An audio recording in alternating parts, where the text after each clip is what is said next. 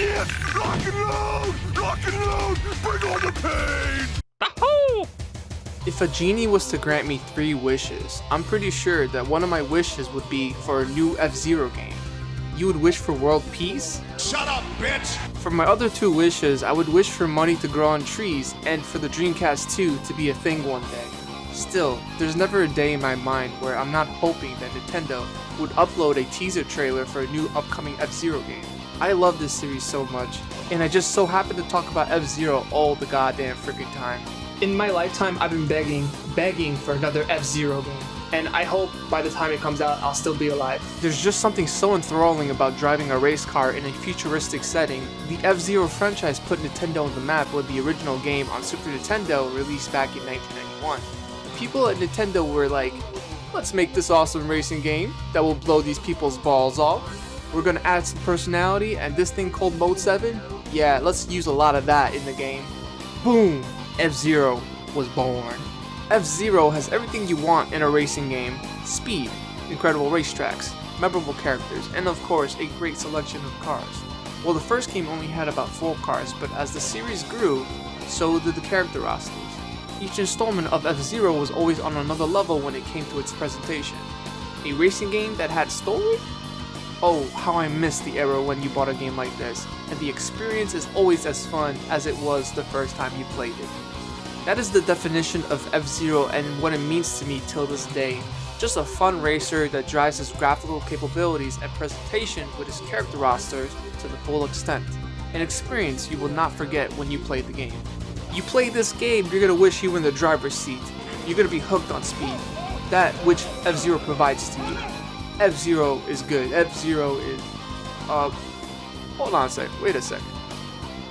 This isn't FZero. Yeah, that's right. What you're seeing right now on the screen, this is not an FZero game. This game is in fact called Aero GPX. What does the GPX stand for? Aerodynamic Grand Prix Experience. But if you want a summarization of what this game is all about, that's why I'm here. So let's get right into it. If you have ever played FZero X or FZero GX for Nintendo GameCube, then Aero GPX will feel right at home. It's been decades since FZero and Nintendo has even considered going forward with the franchise. In the mid-2000s, there was an FZero anime which kind of flew over my head. Still, it makes me question why Nintendo are even hesitant putting out a game. I understand if the reason was that a new FZero game would perform terribly financially, but FZero GX sold remarkably well, and we didn't even get the last game, which was FZero Climax for the Game Boy Advance, which was a Japanese-only release. So the FZero fans are fed up. We are now in an era where fans are developing their own versions of real, authentic FZero games. There has been some really great attempts in the past, and unfortunately some of those games have went under my radar. But when I look at Aero GPX, I'm thinking to myself, this is it. This is the game that will finally do the FZero series justice. And if Nintendo doesn't want to make another FZero game, well, tough luck. You're too slow! What separates Aero GPX from just being another FZero-like game is the fact that there are segments within the racetracks where you take flight in airborne action. Think of Sonic Racing Transform, but with faster cars. Each race car will go through airborne slipstream and fly through rings, not the crap that you see in Superman 64, but these rings increases your momentum airborne. While you are in the air, you can also do homing attacks to cause damage to other cars. You can also take big risks while you do your drill diving in and out of slipstreams in order to build the most speed possible. As you race, you strike other cars as you swirl into them. Aero GPX makes it as rewarding as possible. Even if you don't destroy a car on contact, you will still be awarded when the car does explode eventually, since you've done the assisted damage. And of course, some emotional damage. Emotional punch! As of right now, I've only played the demo of the game, and Aero GPX will definitely look and play much better in the final release. But to the demo's credit, the game already looks great and plays great. In fact, the controls feels more tight and precise compared to FZero GX. FZero GX was a game that was ahead of its time graphically. People will probably play Aero GPX and think to themselves, yep, that's exactly like FZero but with a different name. And it's not made by Nintendo. Even the developers said themselves that Aero GPX has been inspired by the 3D FZero games. This was quoted by the developer himself. Aero GPX's primary inspirations are FZero X and FZero GX. The tight physics, responsive controls, technical depth, numerous opponents, and risk-reward excitement create an experience that is unmistakable. However, the importance is in the details, and the details are what set Aero GPX far enough apart from the inspiration to carve its own space in the genre alongside those classics that we love so much. The developer also goes on to say that their other inspirations are games like Wave Race 64 and Kirby Air Ride for Nintendo GameCube. Damn, I kinda forgot that Kirby had a racing game. Anyways, as of today, Aero GPX has successfully reached a total fund goal of $118,189 on Kickstarter. Its initial fund goal was around $72,000. The Kickstarter campaign was funded by 2,100 people. Way to go! The anticipation is understood. The fans are craving this type of experience. So what are the game features that is being promised of Aero GPX? Well, of course, you're going to have your career mode, but will it be similar to the story mode of FZero GX, where you have an objective and you can only progress once you have completed your objective? As much as I love a good racer, it's always nice to know my purpose with these characters. That's a really good question to think to yourselves. Why am I racing in the first place? Ever since the first F-Zero game, you were given an instruction manual explaining these race car drivers' backgrounds and all the sorts.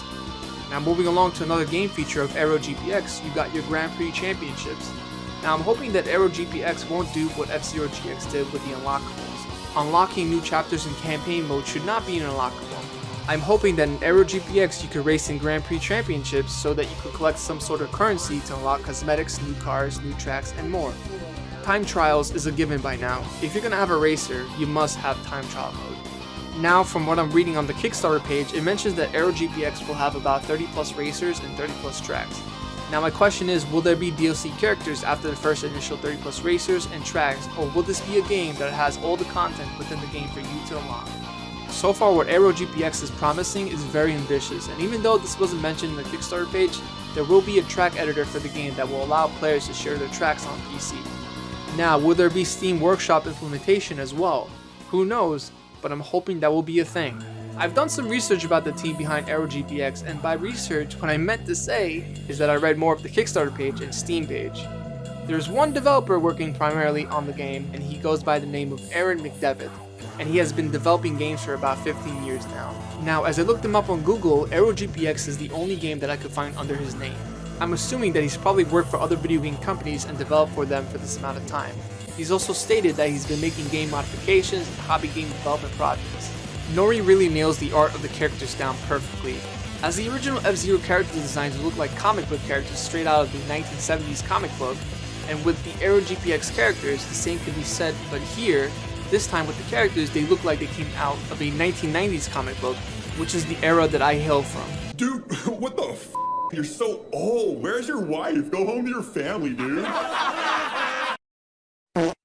Now lastly, based on what the Kickstarter has shown me, Myrone is responsible for the badass soundtrack of Aero GPX, and it does an incredible job replicating the F-Zero X metal sound mixed with eccentric and suspenseful tracks to keep your adrenaline going. Myrone is a guitarist, producer that has played on recording sessions on hit series such as Cobra Kai. Wait, hold on a second, he recorded music on Cobra Kai? Enough said, this game is in good hands in terms of the soundtrack. So here's what I like about Aero GPX. The fact that you just don't race on one planet, but multiple planets is interesting to me. There are 7 distinct planets, locales that the Aero GPX takes place across, making each Grand Prix a galaxy-spanning, planet-hopping adventure. When I played the demo for Aero GPX, I felt like I was in control. It felt intuitive and responsive. The impact on the car collided with each other was surreal. The fact that the boost does not take away from your health bar. Yes, that's right, in F-Zero GX, whenever you boosted your car, it took away pieces of your health. That was frustrating since you had to conserve more, and that limits the amount of speed you could do in a single race. In Aero GPX, you speed as much as you want, but of course if you crash into something, you will take damage. Risk versus reward. The fact that there's going to be a track editor in Aero GPX is a dream of mine. Something that I always wanted in F-Zero GX. Even F-Zero X for Nintendo 64 tried to do a track editor with the Nintendo disk drive, but that didn't come to fruition. Another thing that I like about Aero GPX is that the tracks cater to speed and quick maneuvering. Albeit graphically the tracks can be improved upon, but as long as they play fine, it's alright by me. So far from the tracks that have been provided with the demo, it's more casual friendly, meaning less pitfalls and narrow passageway for players to make mistakes and retire their cars. F-Zero GX was sort of unforgiving with some of its tracks.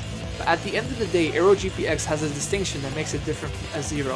The fact that you can actually fly your car, and even though in F-Zero GX, you could sort of do that with the jump pads, It didn't take the concept to the fullest potential. Now Aero GPX has an advantage with that alone. And I'm hoping that Aero GPX will allow you to customize your own cars like how FZero GX did back on the GameCube. It'd be interesting what kind of cars people create. I say once a track editor is in place and the game allows you to customize your own vehicle, this will be one of the greatest futuristic racing games ever. Now I will always have my heart set on F-Zero any day of the year, but here's rooting for Aero GPX to win me over. To win the F-Zero fans over. I'm sorry Nintendo, we've waited decades for a new F-Zero game. And I think it's finally here.